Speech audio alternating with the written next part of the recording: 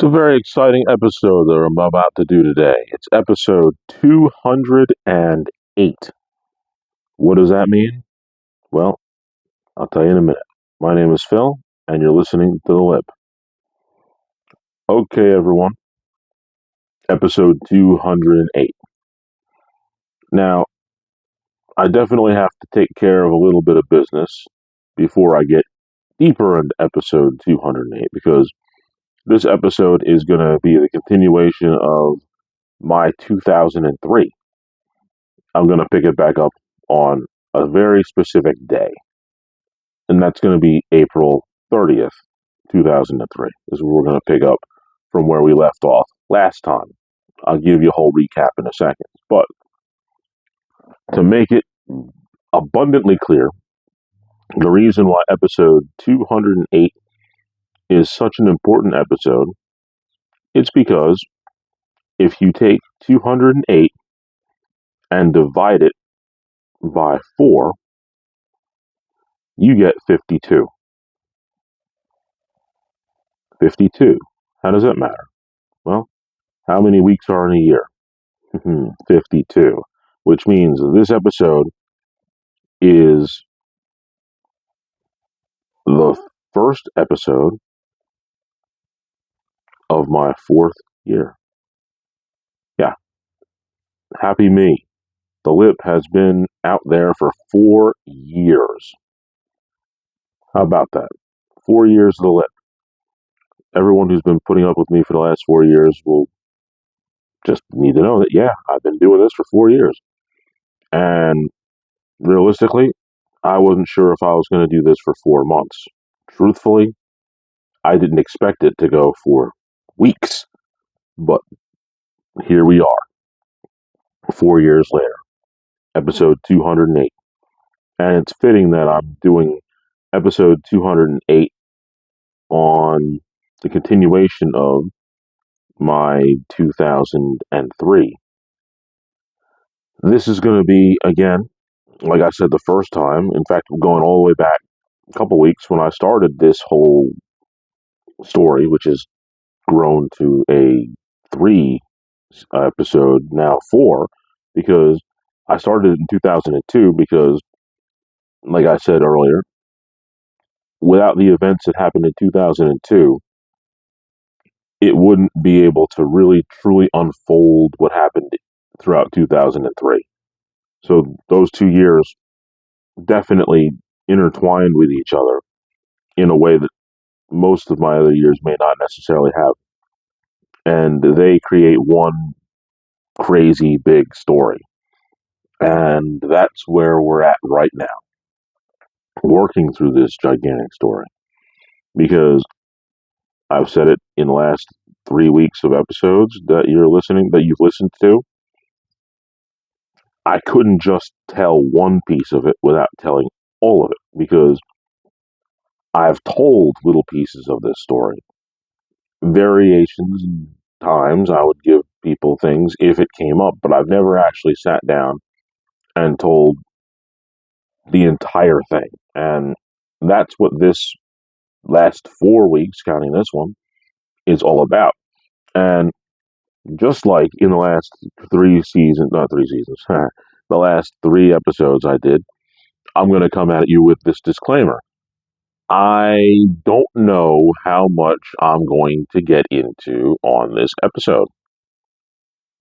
Just like the 2002 and the first part of 2003. Now, you got to remember, I was able to somehow get through about 6 months at a time in 2002.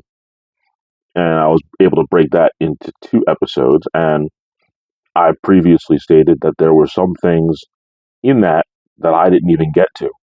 And let's just say there's a possibility that I will get to them, just not on this format. The same is true with 2003. Even with the stuff that I gave you last time, I gave you a nice roundabout good chunk of what was going on in 2003.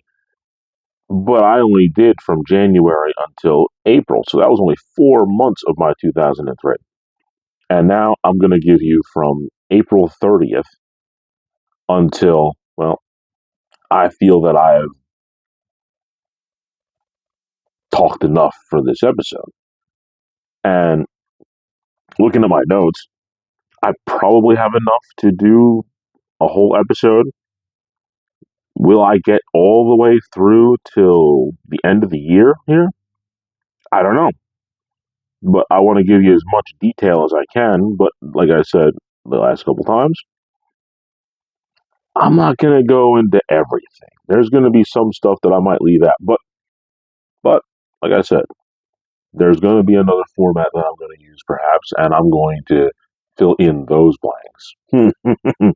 Nice segue, don't you think? Fill in the blank. It turns out that that's where I'm heading next. Fill in the blank. And the question for this fill in the blank episode is a very simple one. Did I think that I was going to be having this show for 4 years? The blank can simply be filled in with absolutely I did not. I had no clue that I was going to be sitting in my office on May 2nd, 2025, recording an episode which is going to be released on May 17th, 2025. Yeah, I'm still doing this stuff a little bit early. Of course, I pretty much got to take most of April off because I recorded so many episodes. But I'm going to do this one now because it's a nice morning and I feel that I need to go ahead and move forward with this 2003 thing. And I'm quite excited to do this chunk of it because it's fun to me. But once again, the question is, did I expect to be doing 4 years of the lip? The blank is filled in by me saying, not a chance.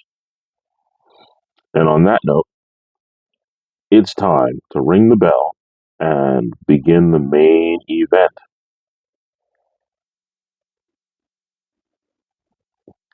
Main event time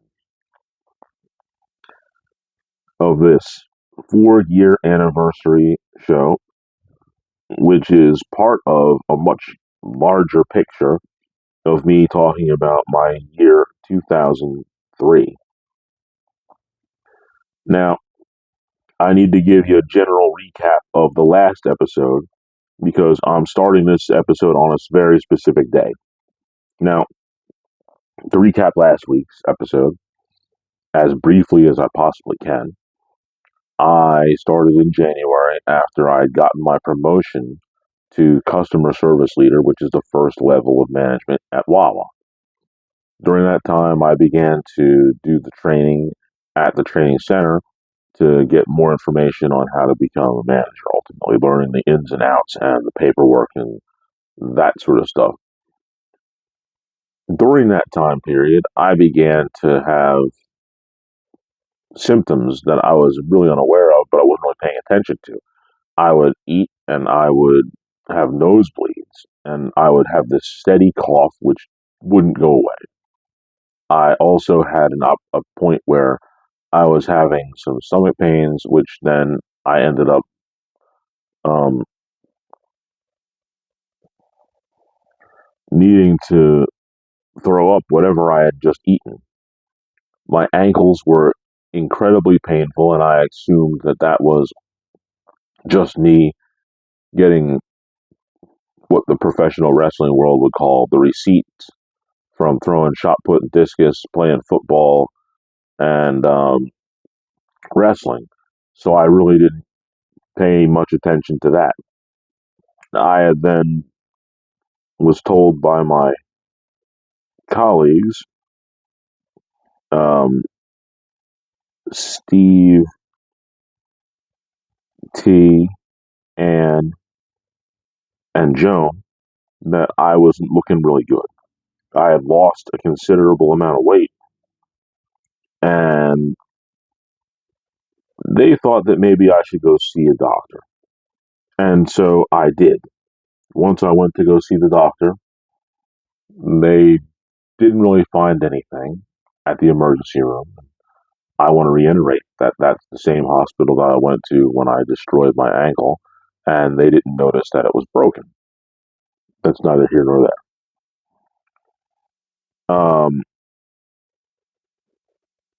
Then the pain persisted, the nosebleeds persisted. And like I said, I'm trying to go through the quick recap. And at this point, Joan and Steve T and Anne, of course, kept telling me that I still didn't look good and maybe I should go back. And eventually, I had this situation where my stomach began to hurt tremendously prior to me eating, and it just wouldn't stop. Whereas before, I would have this stomach pain, and then I would directly um, vomit, and I would be fine. But now the stomach pain was persistent, and it wouldn't go away, and it wasn't stopping. And so I told my mother, let's go to the Old Country Buffet, which is no longer in existence. And I went there and I did what my wrestling coach told us to do, because the very first practice of the season was right before Thanksgiving. And he jokingly said, what I want you to do is go eat and eat and eat until you throw up and then go back and eat some more, because you're not going to be able to do it because of wrestling season. And so I did.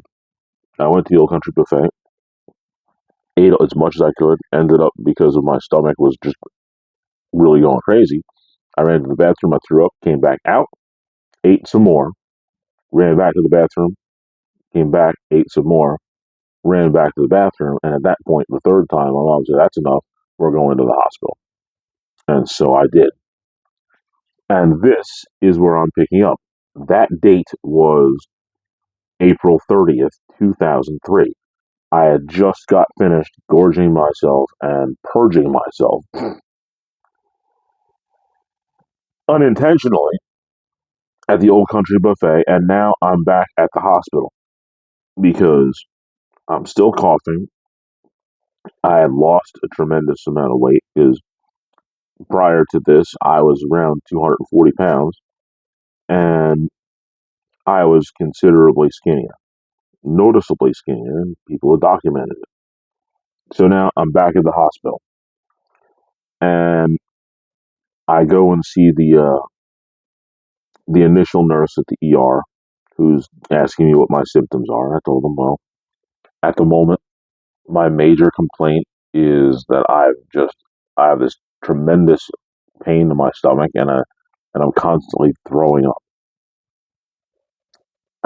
And that was my major concern. That's what I was telling the person. I didn't go into the fact that I was feeling exhausted and I had really been lost a lot of strength. I didn't tell him that. But while I was talking to him, I had this persistent cough and I was continuously coughing. And the nurse looked at me and said, well, okay, I know you have that stomach pain, but I'm really kind of concerned about this cough that you have. And I was like, well, yes, I almost sounded like somebody who was in an auto dealership or an auto shop, and you went to the car and you went to the service writer, and they heard you drive up, and your brakes are squealing metal to metal, and you go to the person and you say, well, I'm pretty sure I'm gonna need tires. Yet the person who's at the service desk heard you pull in as your brakes were squealing, and they said, maybe I should check out those brakes for you too. That's pretty much what that cough was. That cough was persistent enough, and it got that nurse's attention to the point where that was really his major concern. Whereas me, I was just tired of throwing up. Didn't know what the nosebleeds yet at that point. And so they took me in the back of the ER. While sitting in the ER, anybody who's had the unfortunate uh, problem of having to be in the ER as a patient, you know that sometimes it takes a little while for the nurse to come in and they give you all that admission stuff and they ask you what's been going on and then they say that the doctor will see you in a minute. Usually it's sometimes it could be a little longer. It could be half hour or so because there's plenty of people who are usually in there and it just takes a while for the doctor to get around to seeing you and then when they do, they take their time and they make sure that they get it right or at least they do their best to assess the situation. Now, after what the admitting person told me, the nurse, and the concern that he had for my cough, he then talked to the doctor, and the doctor saw me probably, it was no more than 10 minutes. It was actually pretty quick. So apparently the nurse had a concern about this cough that I had.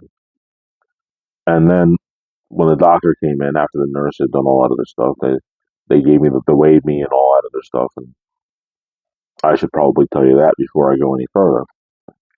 Like I said, I was weighing around 240 pounds ish before I dropped all this weight. And I ended up going all the way down from 240 to 183 pounds. 183. That's 60 pounds. Pretty much. 57 to be accurate, but 60-pound loss. And that weight loss was rapid because, like I said, I started getting sick in February. So February, March, and now we're at the very tail end of April. That would mean I lost approximately 20 pounds a month for 3 months. To put that in perspective, as somebody who at one point was a massive gym rat and had lost over 90 pounds from working out, typically, on average, if you're doing it right by exercising and eating correctly, the approximate amount of weight you want to lose in a month, not a month, in a week is somewhere between 2 and 3 pounds. And that's a safe, moderate way to lose weight in an efficient way where you're going to be able to sustain it. Now, if I were to say I've lost 2 pounds a week for a month, which is 4 weeks, that would be 8 pounds. If I were to have lost 3 pounds a week for 4 weeks, that would be 12 pounds. I lost an additional 8 pounds. And mind you, I was not going to the gym. I was not altering my diet. I was eating garbage all the time. Lots of pizza, lots of french fries, all this stuff. But of course, I was then throwing up. And all the calories I had ingested, I probably threw up in 3/4 of them because of what was going on. So I lost a lot of weight and I lost it very quickly. And that was concerning to the doctor when I told him that I had lost a tremendous amount of weight. And then he had asked, well, what other things have been going on? We're just curious. We want to try to get a bigger picture of it. And I told him about the nosebleeds over the last couple of months and how they were irregular and it just sort of happened all the time. And then he was like asking all the good questions. Do you smoke? Do you drink? Do you use drugs? And of course, my answer was no, no, and no. I never drank, never smoked, never used drugs at that point at all. No recreational stuff whatsoever. Only the stuff that was prescribed to me by a doctor. And that's when they started getting really concerned because of the cough. They gave me a lung function test. And that lung function test had a very, very, very bad result. Now, I can't tell you what the result was exactly because this stuff happened as I'm recording this in 2025, May 2nd. This is almost to the day. Um, 23 years ago, 22 years ago, 22 years ago. So my memory might be a little fuzzy on the results of what happened, but I can tell you that they were very, very concerned about my lung function.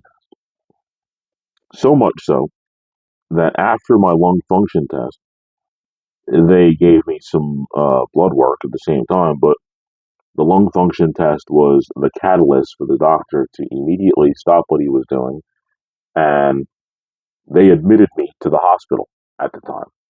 Here I am, 24, getting admitted to the hospital on April 30th, 2003. And like I said, most of the time when you're sitting in the ER, it usually takes some time for them to see you and all that stuff, but they admitted me, and we're talking, this is early afternoon. We're talking like 1 o'clock. I'm admitted in the hospital because after I went to the Old Country Buffet, more like 2 o'clock. I was at the Old Country Buffet for no more than half an hour, and then got to the hospital around 1 o'clock. And so, yeah, it was probably somewhere in the neighborhood of 1:15 because it was really close to the hospital. And I got there, and I was in the ER by 2, and they admitted me by like 3:30. So this was bang, bang, bang. They weren't messing around. They said, we need to do more tests, a lot more tests, many, many more tests. And one of the first things that they determined was that I was pretty badly dehydrated because of all the vomiting, because that's what happens. I also, which I didn't disclose in the last episode, was having some diarrhea issues. So the water in my body was definitely, it was leaving, and I wasn't replenishing it. So I was dehydrated, which is not good in any way at all. Excuse me. Dehydration is a bad thing, and that's what was going on. I was, because of all the vomiting and my diarrhea, I ended up becoming dehydrated. I had a bad result from the lung function test, so they then started giving me every single test under the sun. They tested me for everything from A to Z, literally from A to Z. They gave me an AIDS test all the way to everything else you could think of, because one of the things that you have to realize, the symptoms that I was exhibiting and most common, what do you call it, causes of those symptoms happens to be, it could be a lot of things. It really could. You literally had coughing, massive weight loss, vomiting, and diarrhea. Those four things, forget my ankles, which were in pain and they were swelling. Those five things are symptoms that could be from anything. So they had to test me for everything. And this is when it started getting really crazy because, I mean, I had literally CAT scans, x rays, more lung function tests. They took blood multiple times to the point where I'm surprised that my 183-pound frame at the time didn't shrink all the way down to 160 because they kept pulling out all the blood. A lot of blood. And this is just between the afternoon, evening of April 30th and May 2nd. They were doing all these tests. So just that 2.5 days, 3 days, they were just sucking me dry with all that blood work that they were given. But at the same time, they were replenishing. They had loaded me up with fluids because of my massive dehydration. They put um, they put multiple bags of fluids in me. And during that period of time, which I really wasn't paying any attention, because when I got in there April 30th, April 1st, 2nd, and 3rd, I wasn't really paying attention to it until May 4th that I hadn't eaten anything. Nothing. No food was in my system whatsoever. Didn't eat anything for all that time. Zero. I was just getting the fluids. I was taking all those tests and I didn't eat anything because the fluids maintained me to the point where I wasn't hungry. Cool. But I literally didn't eat anything. And I think that was one of the funniest things that happened, that I didn't eat anything. But during that period, I gained something really, really crazy. And what that was I got a team of doctors because literally during that time, they had no clue what was going on for days. They had no idea. And they pretty much had to put together a team. They really did. A whole team of doctors. And this team of doctors was very much extensive, I would say. It was a lot of different doctors. And each one of them had their own specific specialty. And they all sort of teamed up and were sharing notes and trying to figure out what was going on. And I can tell you right now, boy, the doctors that I had man, I had a general physician who came in and he took my case and he was then going to become my regular doctor from that day forth up until about 2007. So for 4 years, I think it was 2003 to 2007. Yeah, he was my doctor. And again, going back to my disclaimer about all the people who I'm talking about, um, to protect the innocent, we'll call this doctor Dr. Boone. He was the doctor who became my general practitioner and essentially the lead man in my whole hospital adventure. Followed by him, I ended up needing a pulmonologist because a pulmonary doctor because of the coughing and the weak lung function test. We'll call him Dr. Kaiser. The vomiting that was going on, of course, it was something internal in my gut. So they had to give me a uh, a gastrointestinal doctor, and we'll call him Dr. White. And finally, we had the one doctor that nobody wants, but let's face it, I needed him. This was a doctor that I'll call Dr. Green. So I have Dr. Boone, Dr. Kaiser, Dr. White, and Dr. Green, all joining forces during this period of time between May 1st, because I'm already in the hospital and they start getting these doctors together. So May 1st until about May 6th, these doctors were collaborating and looking at test results and giving me different tests in order to see what was going on.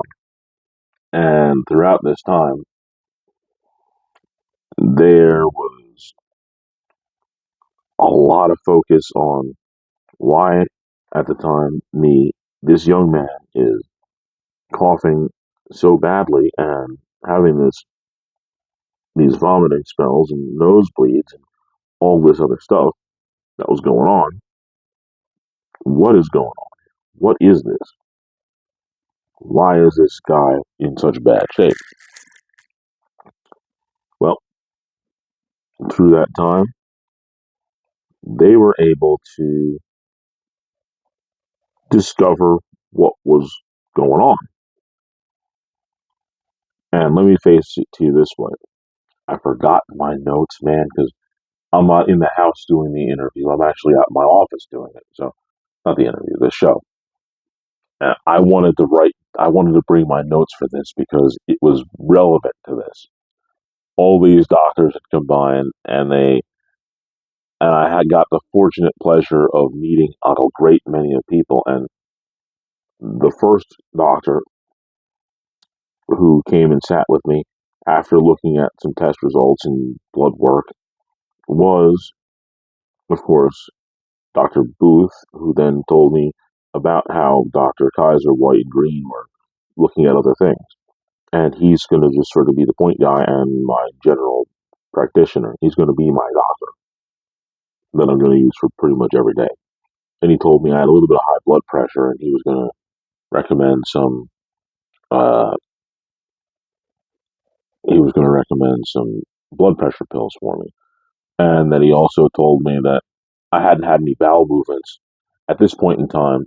It was early. It was probably the second, and he said I hadn't had any bowel movements. Well, I didn't go to number two for quite a while. At this point, it had been before the 30th, actually, of April, probably the 28th, maybe, before I had gone to the bathroom, number two. And so he recommended and prescribed stool softeners for me. And I was taking those stool softeners all the way up until my birthday, May 5th. We're going to get back to that.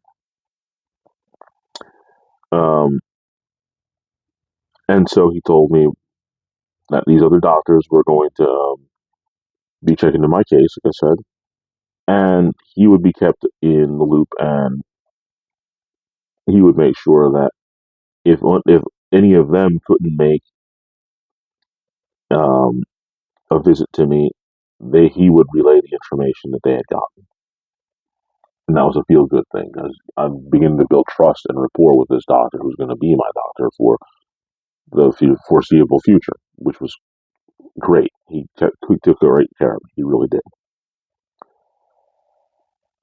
Now, amongst the doctors who came in, one of the first ones was, of course, Dr. Kaiser, and he had told me that he needed to do a few more invasive tests. Now, one of the things that he wanted to do was a lung biopsy.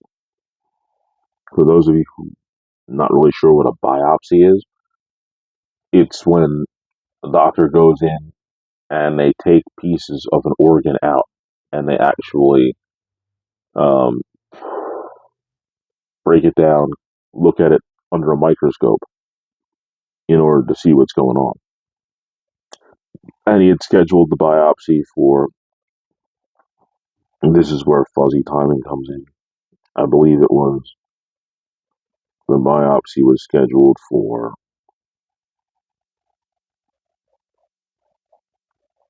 May 6th, I believe it was.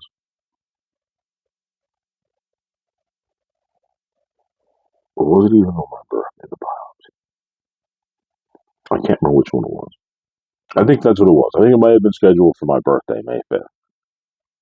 And that was going to be the way that it was. And then he just said, okay, we're going to do the biopsy, and he's going to leave. Now, we came back. I was always in my room except for when I had to go do tests. And the oncologist, the cancer doctor, Dr. Green, was in my room. And he took a great deal of time. Like, I honestly think that when I was with Dr. Green, the oncologist, it was a pretty interesting moment because most people don't want to talk to an oncologist for any reason whatsoever. Because you're talking cancer, the big C. You don't want to think about that. Nobody does. It puts your life in a great deal of perspective, knowing that this guy is talking about an absolutely deadly disease and all of the symptoms that I had definitely could have been cancer.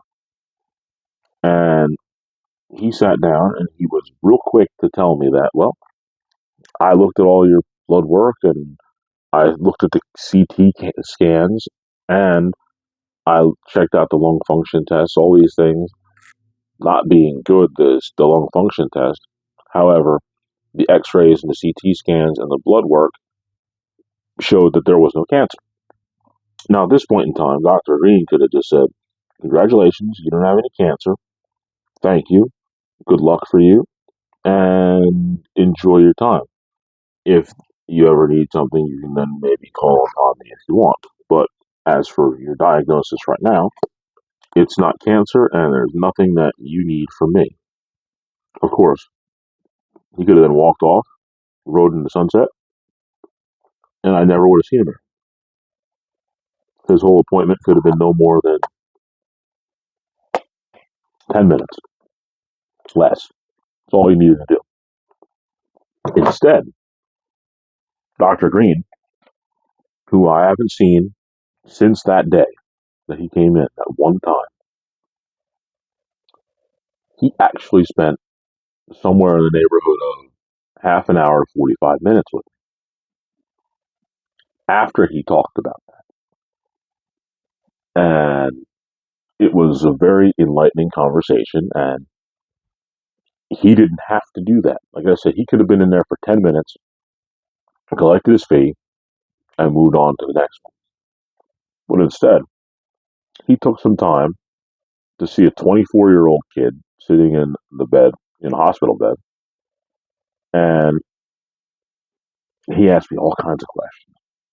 One of them was like, what do you do for work? Are you going to school? And I told him I wasn't going to school. I told him I was working for Wawa. I had just gotten into management.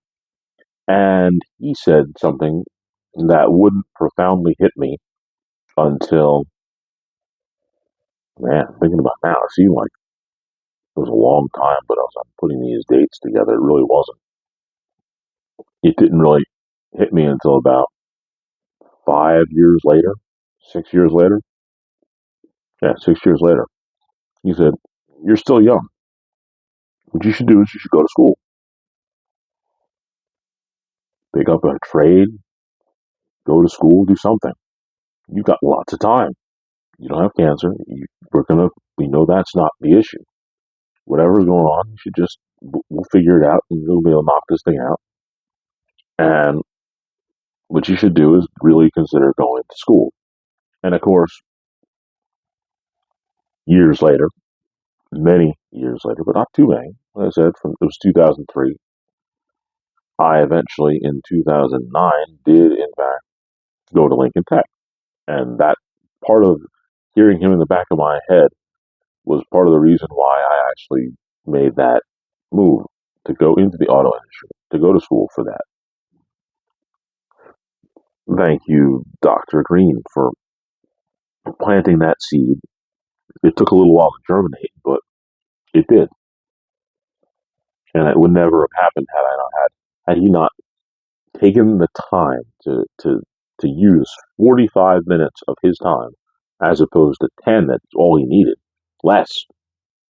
But he chose to take 45 minutes and talk to a kid who was in a hospital bed and that he didn't have to talk to.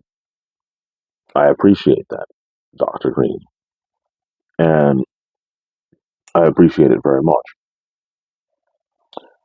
Now, going to Dr. White, the gastrologist, he came back to my room sometime amongst that time period between May 1st and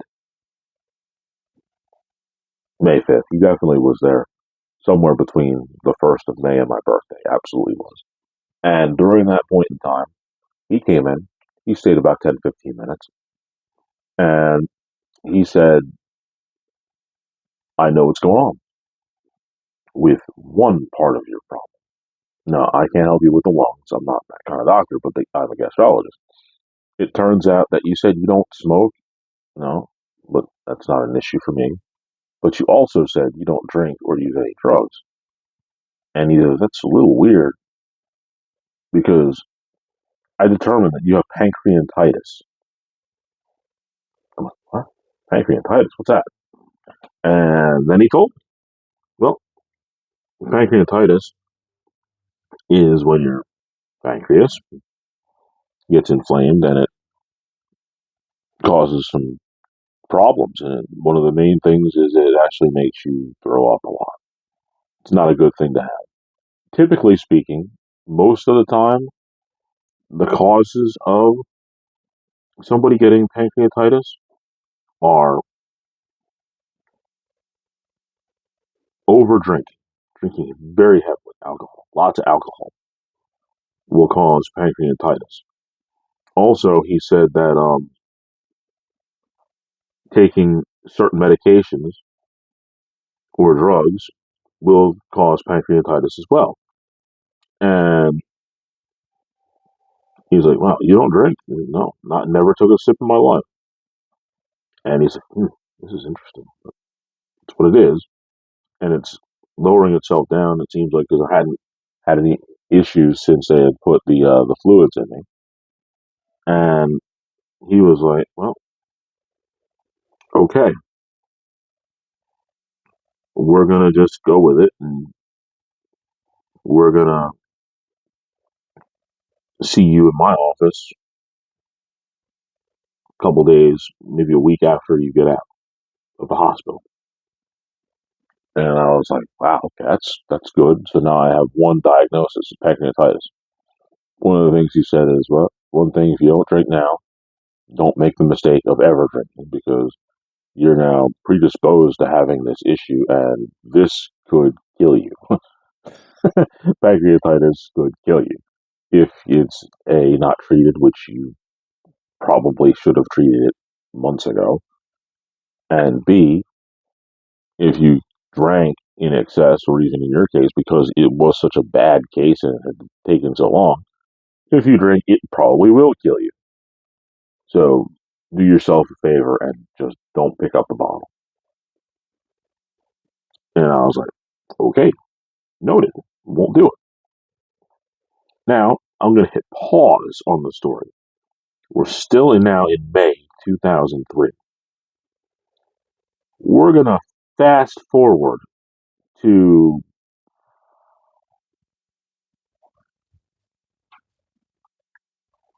more of the stronger suited internet age. We're talking maybe 2012, 2013, somewhere in that neighborhood.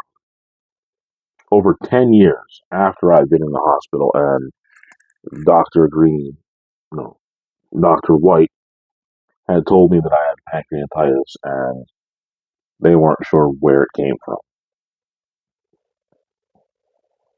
I'm listening to one of those commercials for drugs. Now, during that period of time, the drug companies were pumping out all kinds of stuff. And they would give you those commercials that, for me, just made me laugh hysterically because they would tell you how something that was going to treat toe fungus had side effects that could have brain aneurysms or heart failure or even make you develop cancers as a result of the side effects of this stuff that's going to eliminate toe fungus. But I was listening to one of those commercials, and the commercial said something that caught my attention. And what the commercial said was side effects may include pancreatitis. And they're like, "Oh, I know what that is, and that's not fun." And then it continued to say, if you have problems with Aleve, it may cause vomiting and pancreatitis. And I was like, Aleve, pancreatitis. Hmm. So since we're now in the snazzy internet age and Google's much more effective here in 2013, I go and I look it up, and one of the side effects of Aleve when you take it in excess is pancreatitis. I figured out why and how I got pancreatitis. I was taking a ton of Aleve. If you remember when I told you in the last episode that my ankles had swollen and they were painful, and I thought it was because of me throwing shotgun and discus and wrestling and football, all that stuff. No,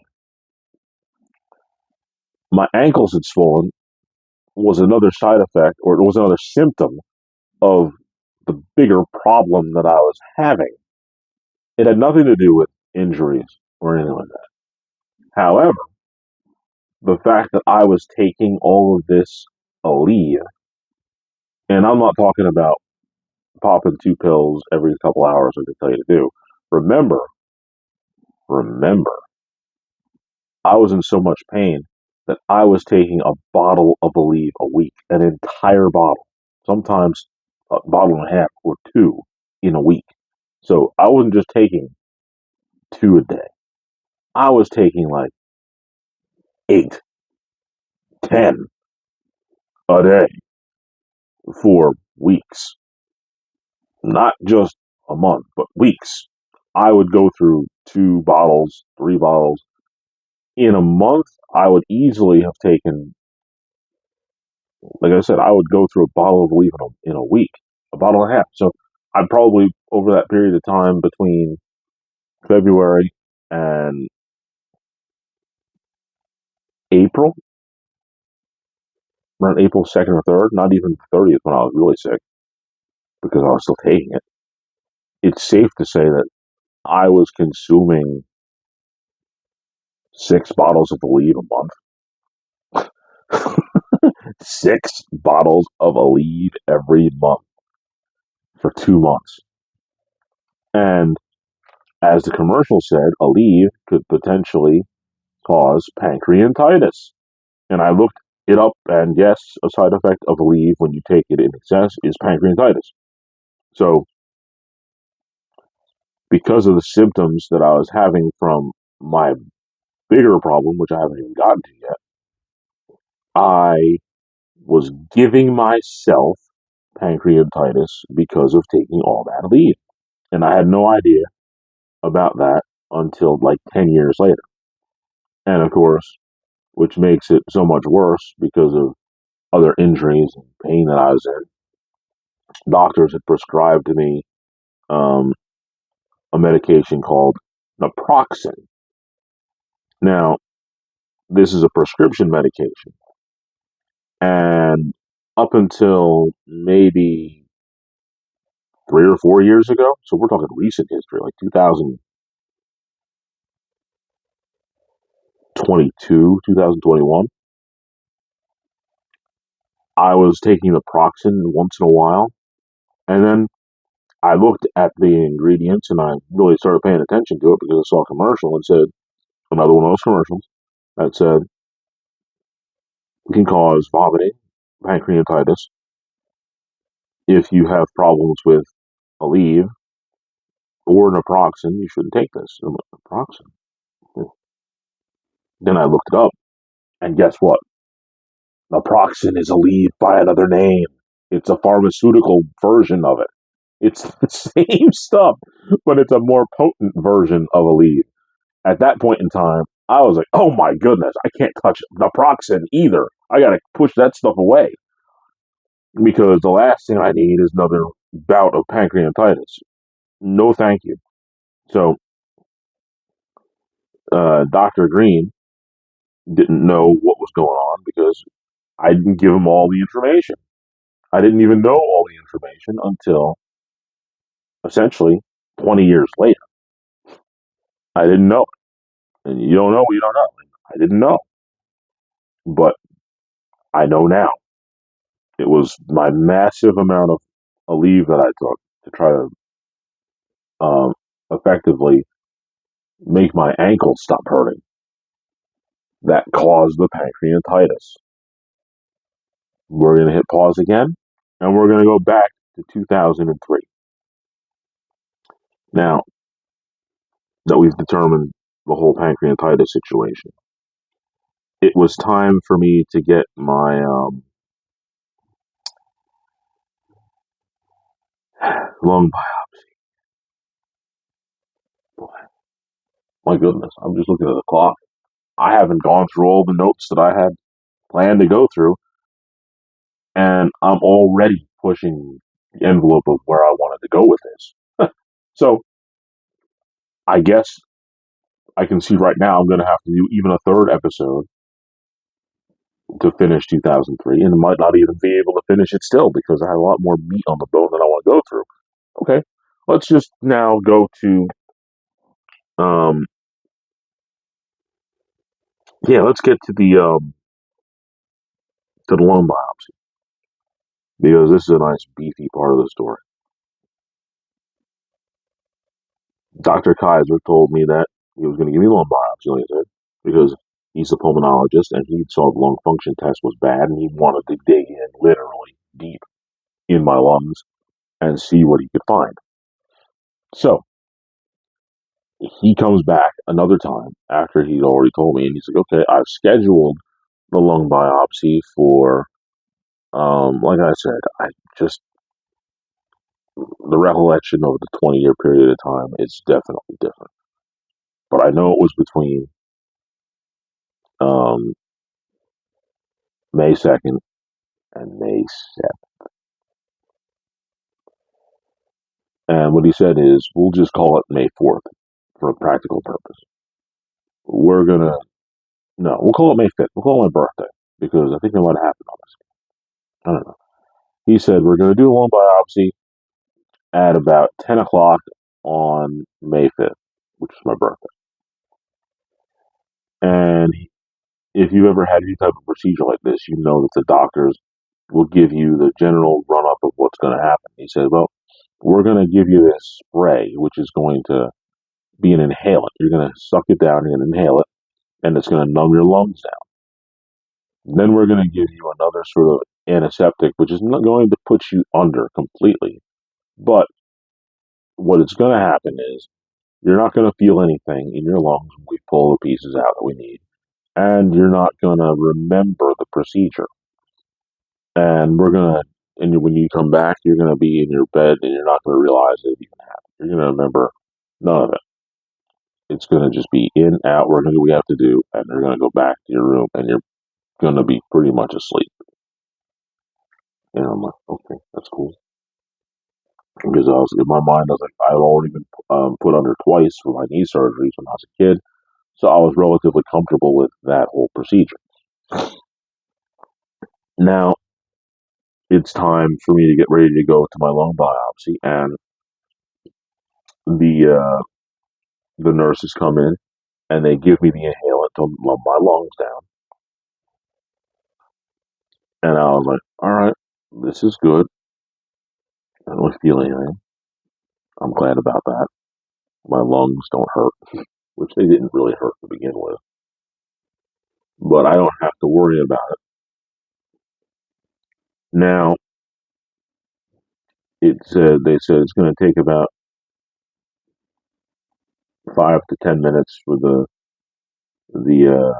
inhalant to numb your lungs down, and we'll probably come back to get you in about 20 minutes, and we'll take you down to the OR so you can get this biopsy done.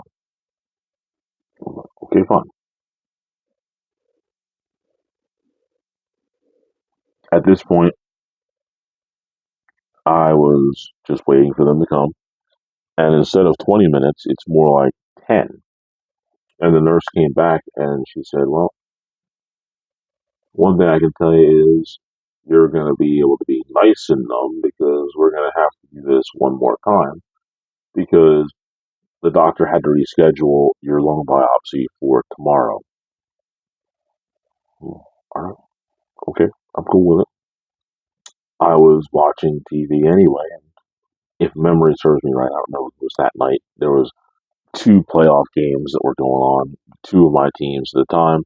I was a fan of what was the New Jersey Nets, which my fandom just disintegrated. But that's a story for another day.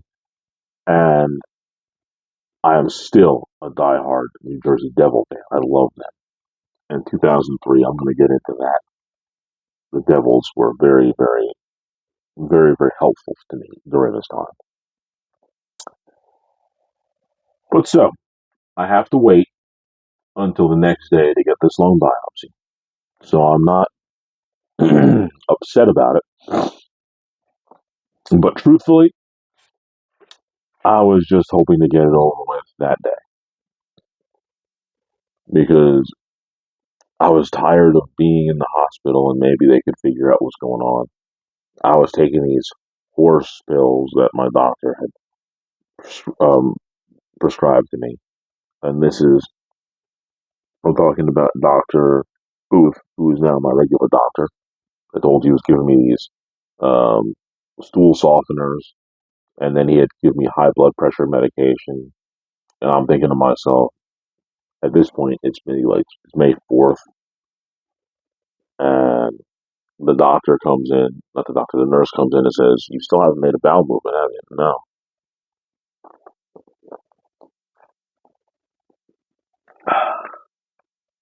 Dr. Pepper, blackberry, great stuff. But the nurse said, "We're going to try to make this bowel movement happen. Hopefully, we'll get this to work." And the nurse told me, "You've been taking a lot of this stool softener. Give me some more." And I've taken them like twice a day, two a day on a lot of stool softener. And then the nurse told me that, hey, if you don't make a bowel movement by tomorrow, we're gonna have to give you something to make it happen. Like, okay. And I'm thinking to myself, okay, so hopefully I get to poop before I have to have this lung biopsy. But of course, it didn't. We're gonna fast forward to, um, like I said, it was maybe, so this must have happened on fourth or sixth. The dates are all messed up in my head. It's terrible because it's been so long. But we'll go around that and we'll go to the day of the biopsy, whenever it may be, somewhere between May 4th and May 6th. And more day.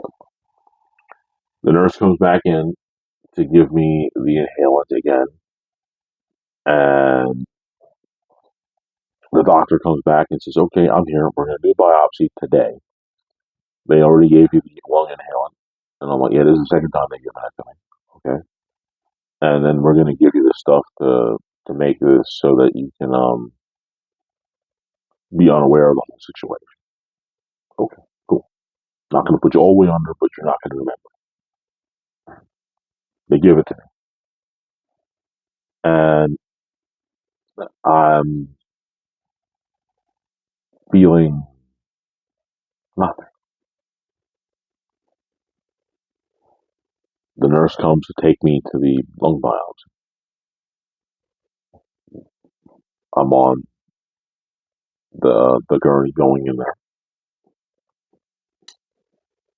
and I get into the operator, and I'm like, "I'm supposed to be aware of this?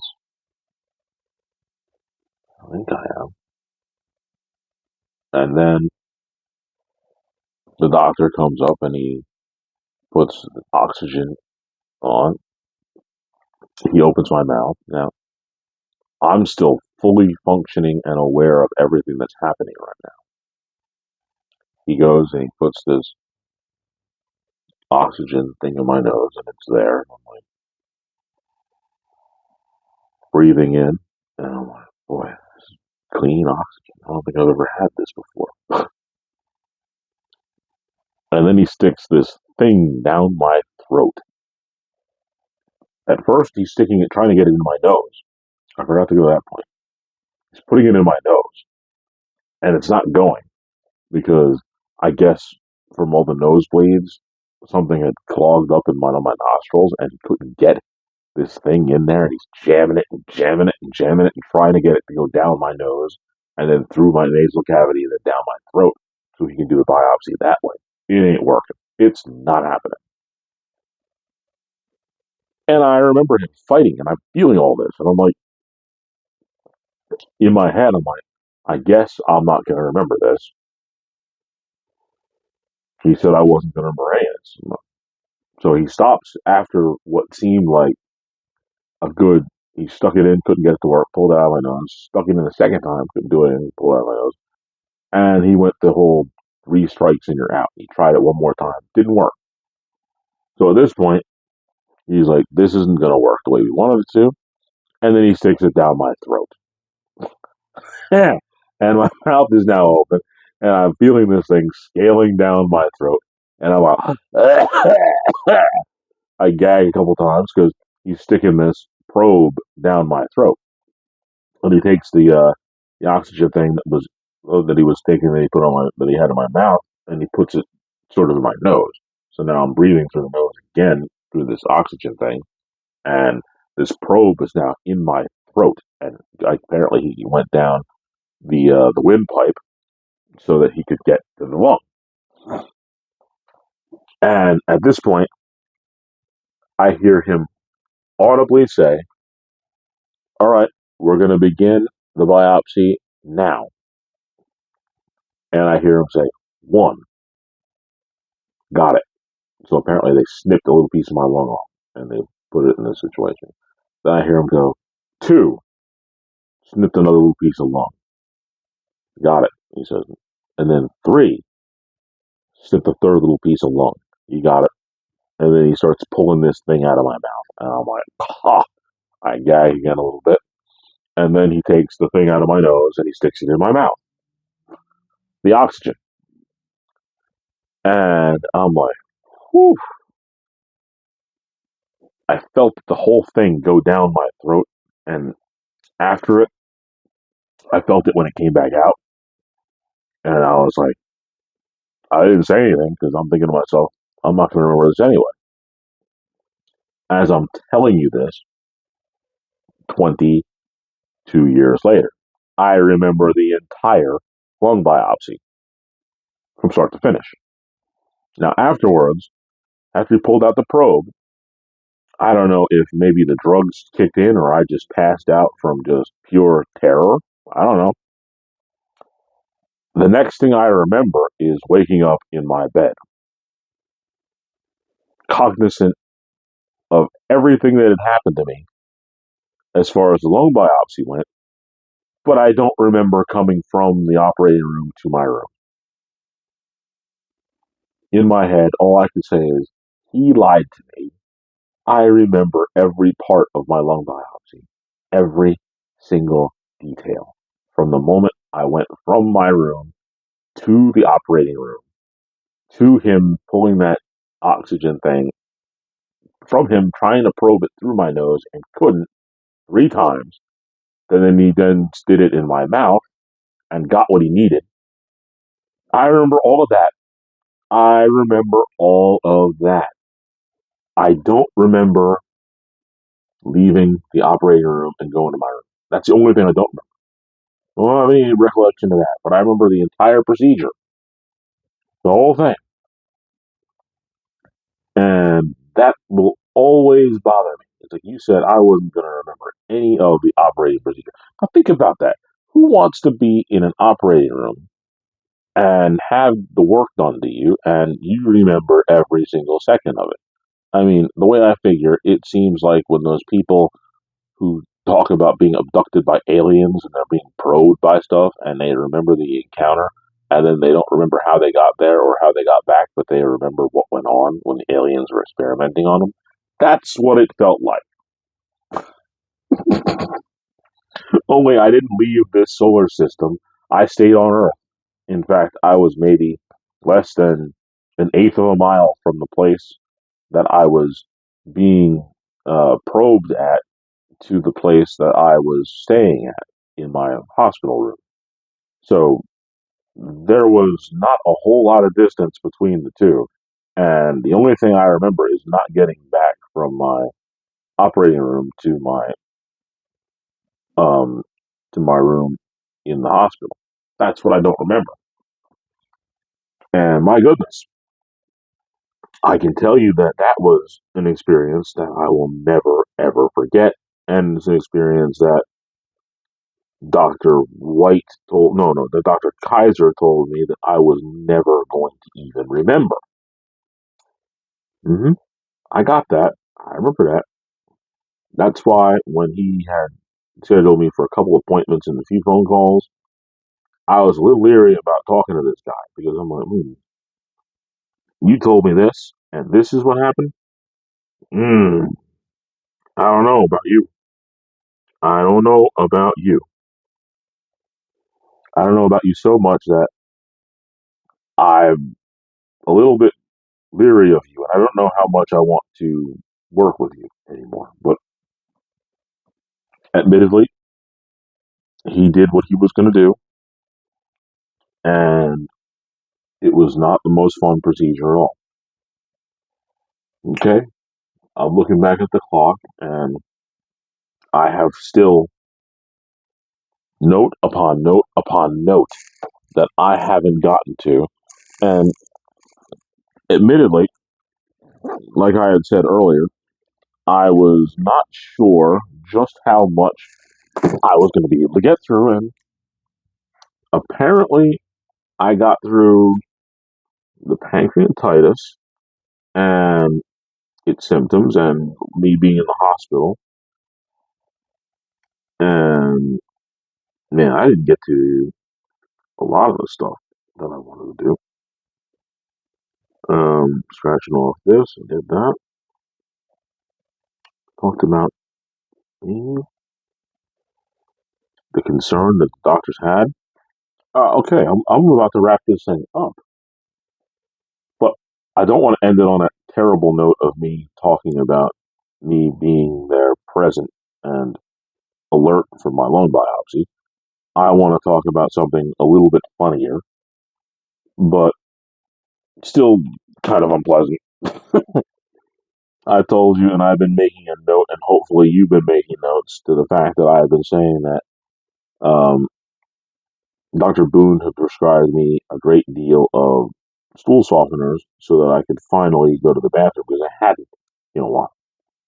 Hadn't done number two. And it's my birthday,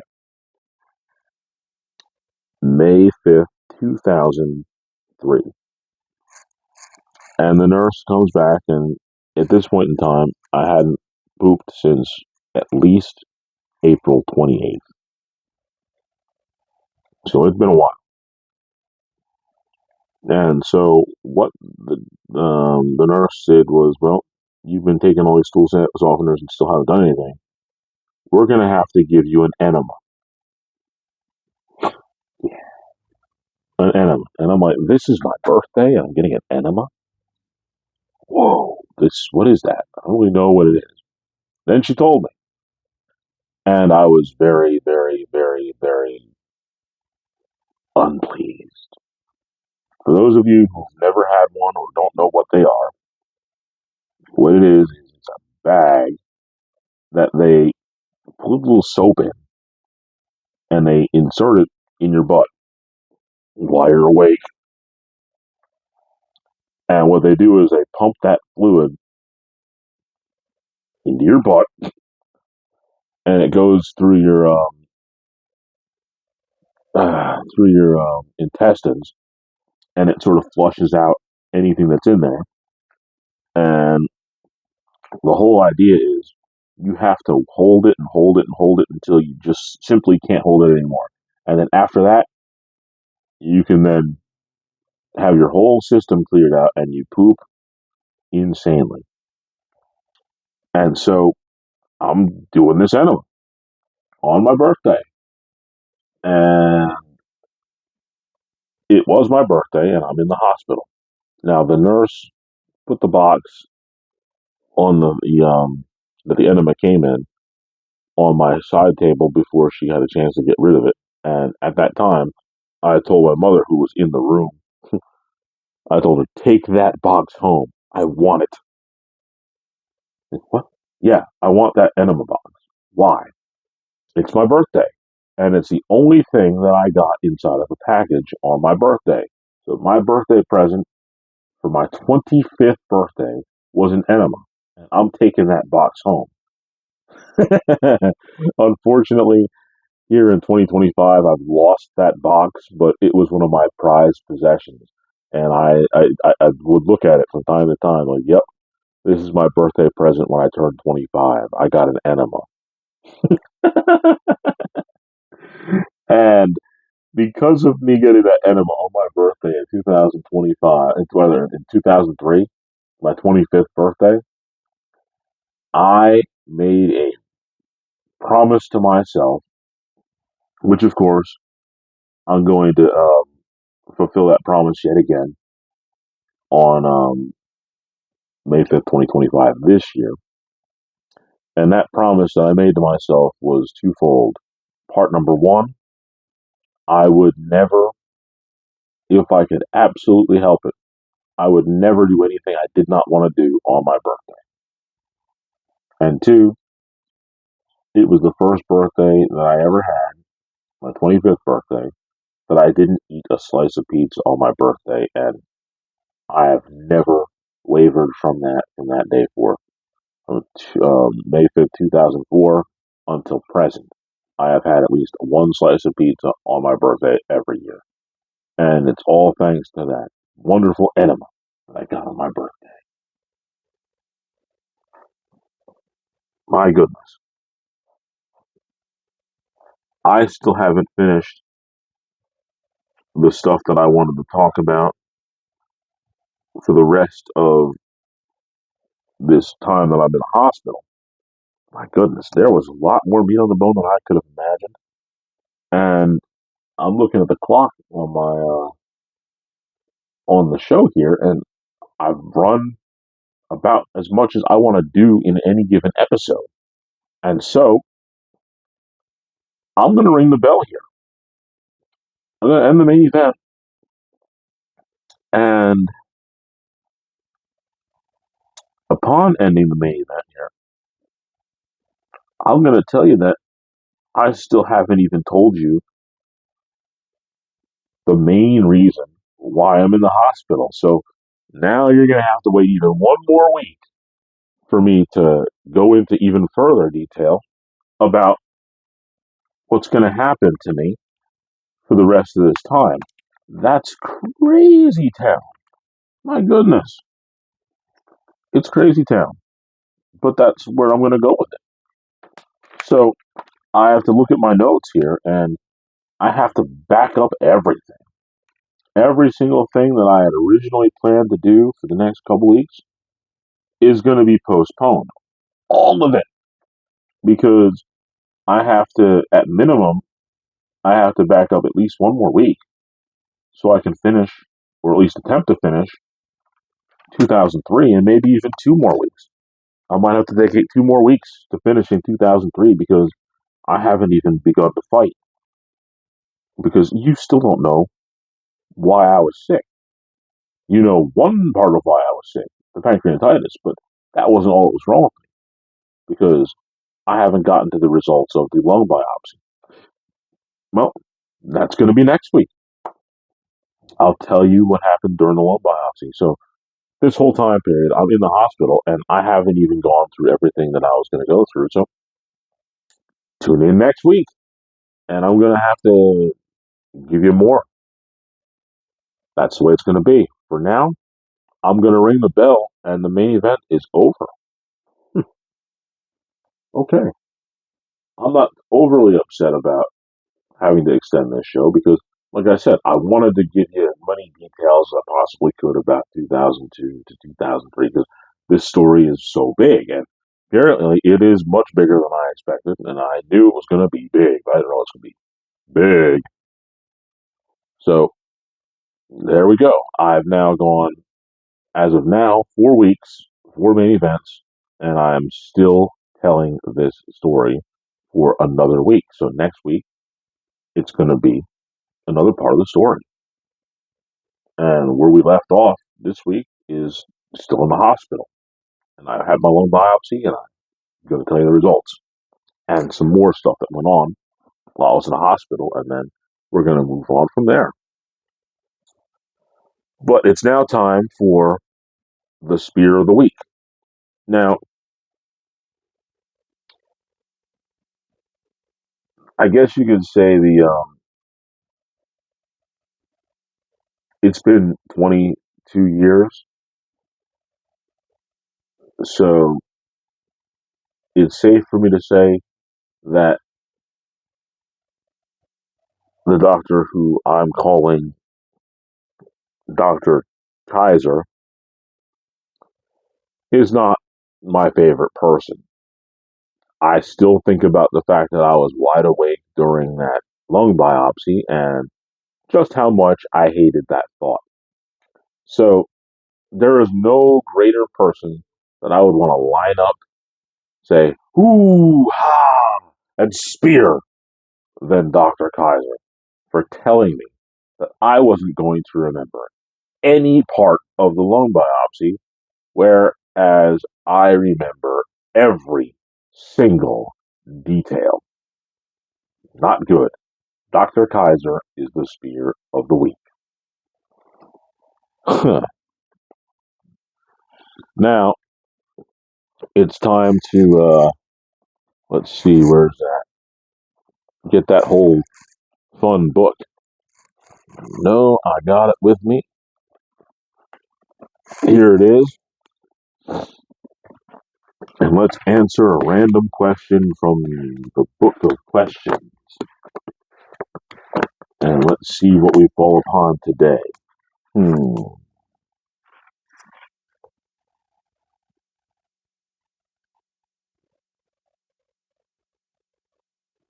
Hmm.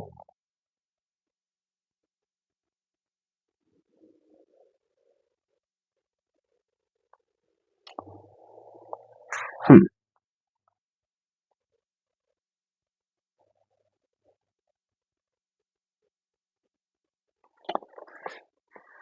I got it. I got it. Question that I'm going to answer is going to be a lot of fun. Now, I'm going to prerequisite this question with the fact that at one time when I was much, much younger,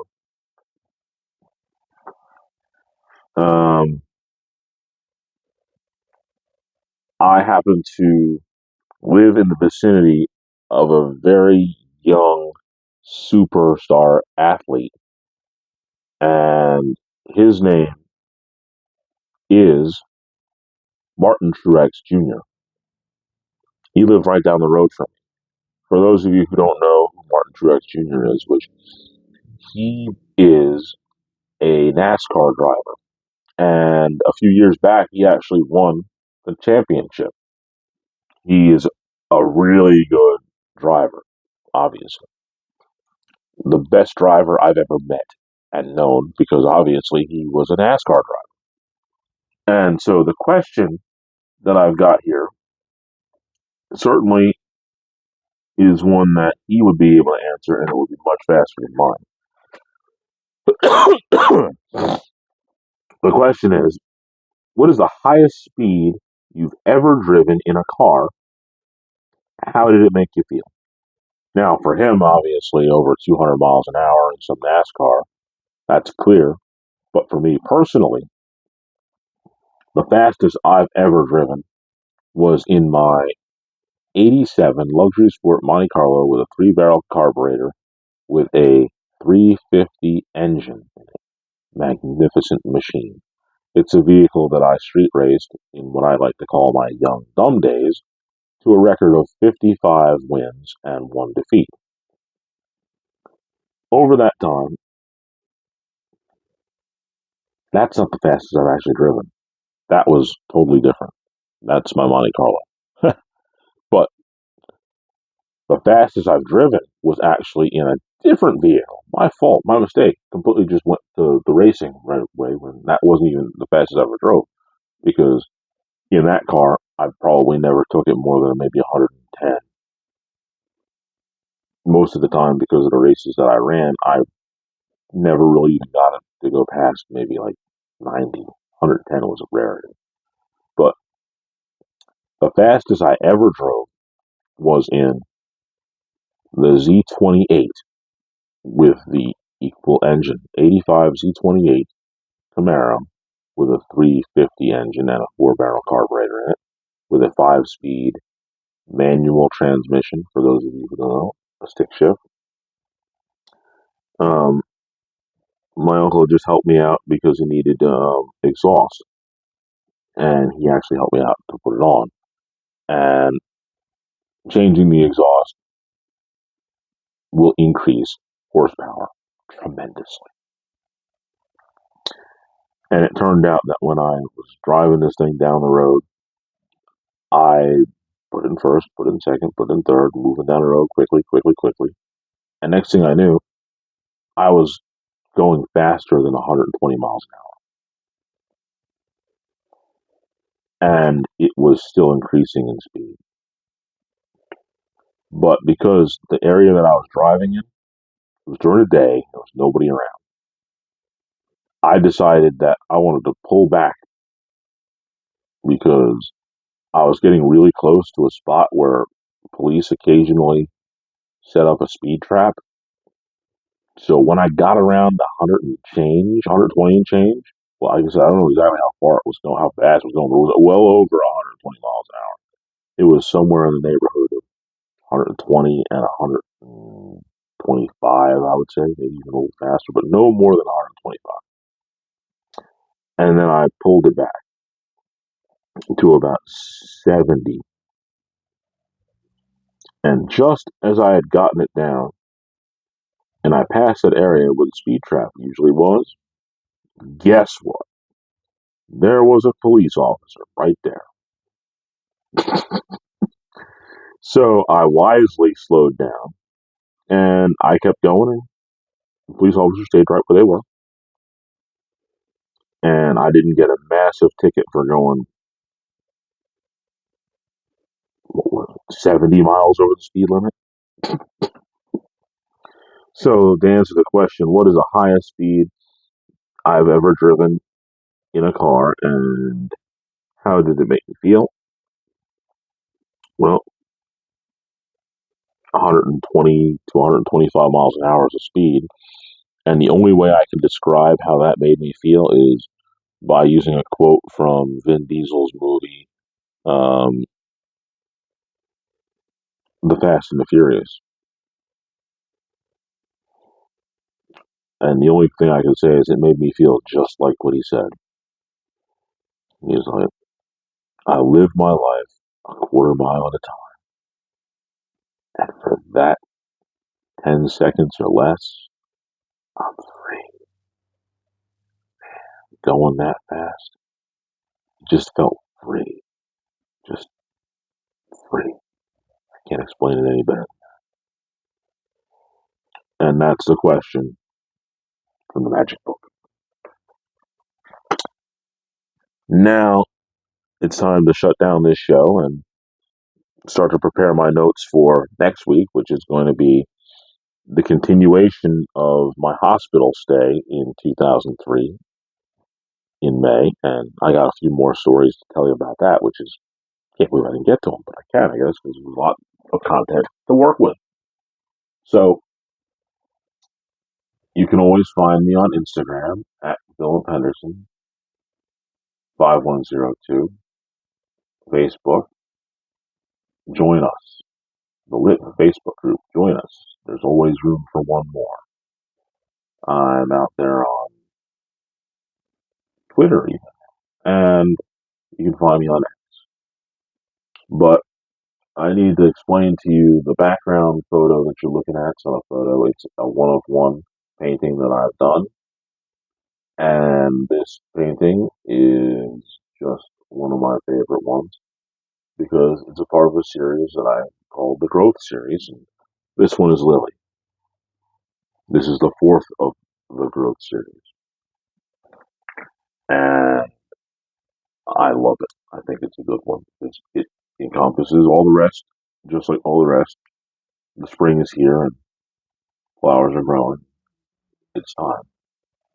It's time. Now, this is my 208th episode, my fourth year in existence as far as the lip goes. And so, as I've done for the first couple of episodes when I had the anniversary, I would do an entire show devoted to the anniversary.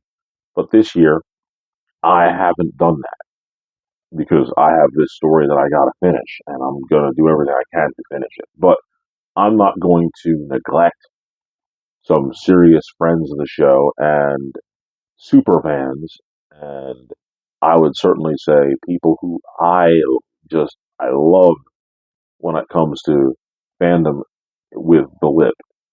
They've been some of my best supporters, and I love watching their content as well. And those people, without a doubt, are my guy up there in Canada, Mr. Kevin, who did the tech hour with my absolute guy, Patrick Houston of Houston's Home Innovations and Zenith Transportation and Houston's Hustle Hobbies, Mr. Patrick Houston, and his incredible wife, Yolanda, who, of course, is the person who I have a lot of accolades for because she's an incredible artist. And to let you know, I probably am doing this a little bit late because as I'm recording this, she put on one incredible show on May 10th. Just an amazing, amazing, amazing show that I am overjoyed and privileged to say that I was a part of. This art exhibition and just pure gala of just excellence and elegance that she put on, and I am more overjoyed and proud that I was a part of her show.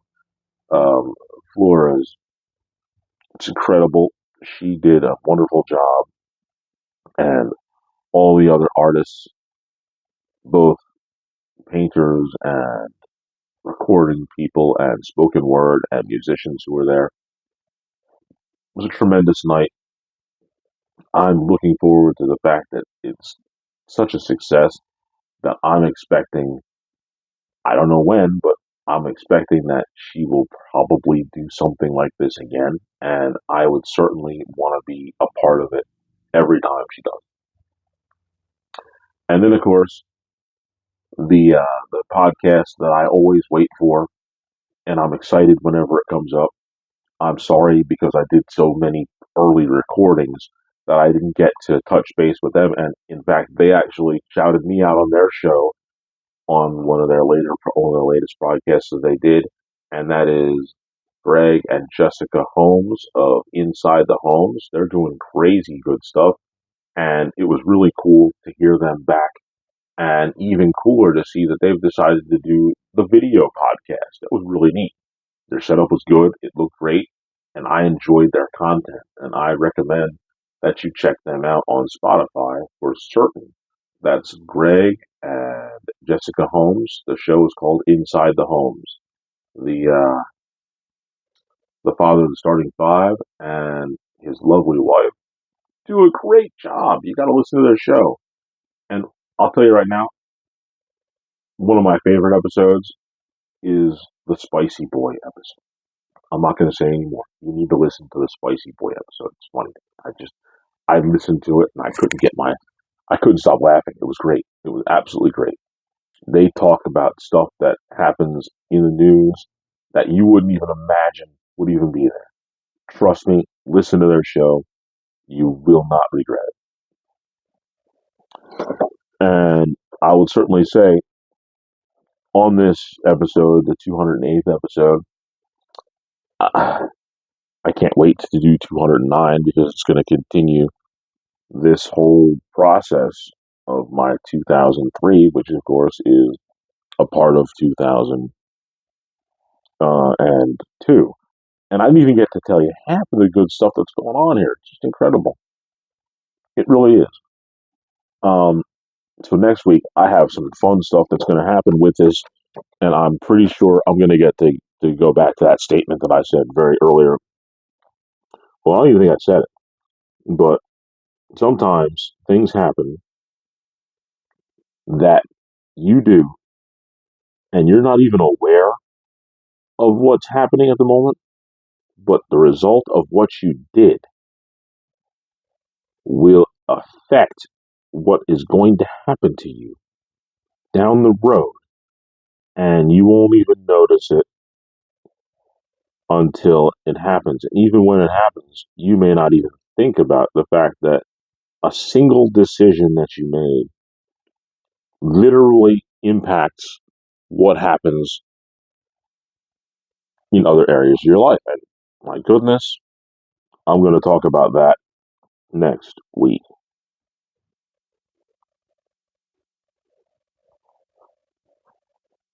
I'm literally writing down the note that I'm gonna put down there for next week.